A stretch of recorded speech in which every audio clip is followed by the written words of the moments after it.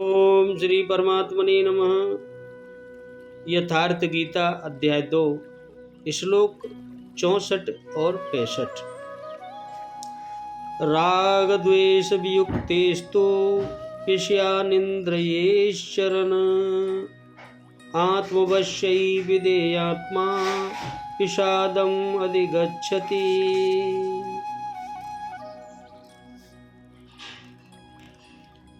प्रसादे सर्वदुःखानां हानिरस्योपजायते प्रसन्नचेतसो हासु बुद्धिपर्यवर्तिष्ठते।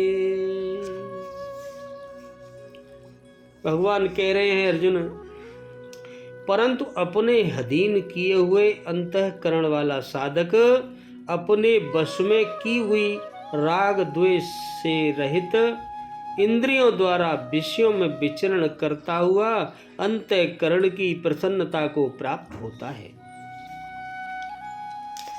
और अंतःकरण की प्रसन्नता होने पर इसके संपूर्ण दुखों का अभाव हो जाता है और उस प्रसन्न चित्त वाले कर्मयोगी की बुद्धि शीघ्र ही सब ओर से हटकर एक परमात्मा में ही भली बात स्थिर हो जाती है। आत्मा की विधि को प्राप्त प्रत्यक्षदर्शी महापुरुष राग द्वेष से रहित वश में की हुई अपनी इंद्रियों द्वारा विषयाचरण विषयों में विचरता हुआ भी प्रसाद मगच्छितम अंतःकरण की निर्मलता को प्राप्त होता है। वह अपनी भाव दृष्टि में रहता है। महापुरुष के लिए विधि निषेध नहीं रह जाते, उसके लिए कहीं अशुभ नहीं रहता, इससे वह बचाव करे तथा उसके लिए कोई शुभ शेष नहीं रह जाता जिसकी वह कामना करे। प्रसादे सर्व दुखानाम भगवान के पूर्ण कृपा प्रसाद भगवत्ता से संयुक्त होने पर उसके संपूर्ण दुखों का अभाव हो जाता है। दुखालयम शाश्वतम संसार का अभाव हो जाता है और उस प्रसन्न चित्त वाले पुरुष की बुद्धि शीघ्र ही अच्छी प्रकार स्थिर हो जाती है। किंतु जो योग युक्त नहीं है उसकी दशा पर फिर आगे बताएंगे। बोलो राधे राधे। तू पद का क्या भाव है? पूर्व श्लोक में जिसके मन इंद्रिय वश में नहीं है ऐसे विषयी मनुष्य की अवनति का वर्णन किया गया और अब 2 श्लोकों में इससे विलक्षण जिसके मन इंद्रिय वश में किए हुए ऐसे विरक्त साधक की उन्नति का वर्णन किया जाता है। विधेयात्मा पद कैसे साधक का वाचक है? जिसका अंतःकरण भलीभांति वश में किया हुआ ऐसे साधक का वाचक विद्या पद है। ऐसे साधक का अपने वश में की हुई राग द्वेष से रहित इंद्रियों द्वारा विषयों में विचरण करना क्या है? इसका क्या भाव? साधारण मनुष्यों की इंद्रियां स्वतंत्र होती हैं, उनके वश में नहीं होती। उन इंद्रियों में राग द्वेष भरे रहते हैं। इस कारण उन इंद्रियों के वश में होकर भोगों को भोगने वाला मनुष्य उचित अनुचित का विचार न करके जिस किसी प्रकार से भोग सामग्रियों के संग्रह करने और भोगने की चेष्टा करता है और उन भोगों में राग द्वेष करके सुखी दुखी होता रहता है, उससे आध्यात्मिक सुख का अनुभव नहीं होता। किंतु प्रयुक्त साधक की इंद्रियां उसके वश में होती हैं और उनमें राग द्वेष का अभाव हो जाता है। इस कारण वह अपने वर्ण आश्रम और परिस्थिति के अनुसार योग्यता से प्राप्त हुए भोगों में बिना राग द्वेष के विचरण करता है। उसका देखना सुनना खाना पीना उठना बैठना बोलना बतलाना चलना फिरना और सोना जागना आदि समस्त इंद्रियों के व्यवहार नियमित और शास्त्र विहित होते हैं। उसकी सभी क्रियाओं में राग द्वेष काम क्रोध और लोभ आदि विकारों का अभाव होता है।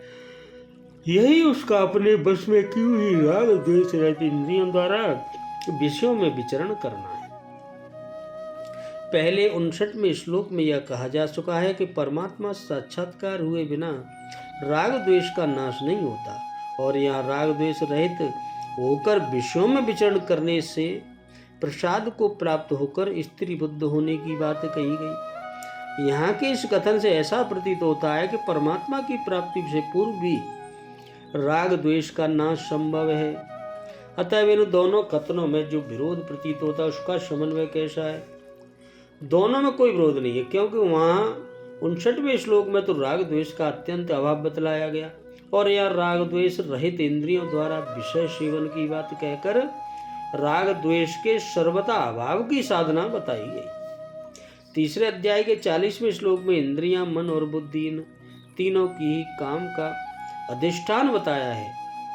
इससे यह सिद्ध होता है कि इंद्रियों में राग द्वेष न रहने पर भी मन और बुद्धि में सूक्ष्म रूप से राग द्वेष रह सकते हैं, परंतु 59वें श्लोक में अश्य पद का प्रयोग करके स्थिर बुद्धि पुरुष में राग द्वेष का सर्वथा अभाव बताया गया है। यहाँ केवल इंद्रियों में राग द्वेष के अभाव की बात नहीं है।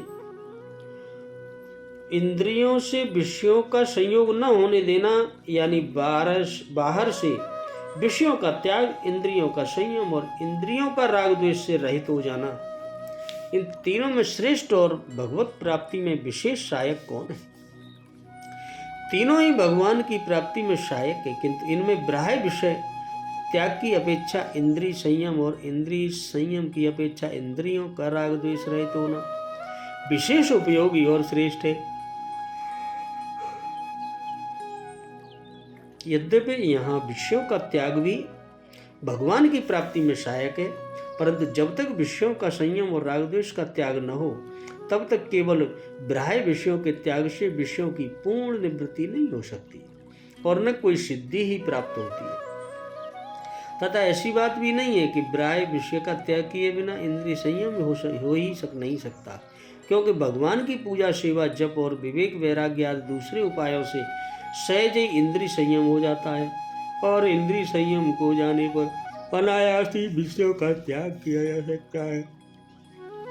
इंद्रियां उस जिसके वश में है वह चाहे जब चाहे जिस विषय का त्याग कर सकता है, इसलिए वहाँ विषय त्यागी की अपेक्षा इंद्रिय संयम श्रेष्ठ है। इस प्रकार इंद्रिय संयम और भगवत प्राप्ति में सहायक है, परंतु इंद्रियों के राग द्वेष का त्याग हुए बिना केवल इंद्रिय संयम से विषयों की पूर्णता निवृत्त होकर वास्तव में परमात्मा की प्राप्ति नहीं होती। और ऐसी बात नहीं है कि बाह्य विषय त्याग और तथा इंद्रिय संयम हुए बिना इंद्रियों के राग द्वेष का त्याग हो ही नहीं सकता। सत्संग, स्वाध्याय और विचार द्वारा सांसारिक भोगियों की अनित्यत्मा का भान होने से तथा ईश्वर कृपा और भजन ध्यान आदि से राग द्वेष का नाश हो सकता है, और जिसके इंद्रियों के राग द्वेष का नाश हो गया है उसके लिए बाह्य विषयों का त्याग और इंद्रिय संयम अनायास अपने आप ही होता है।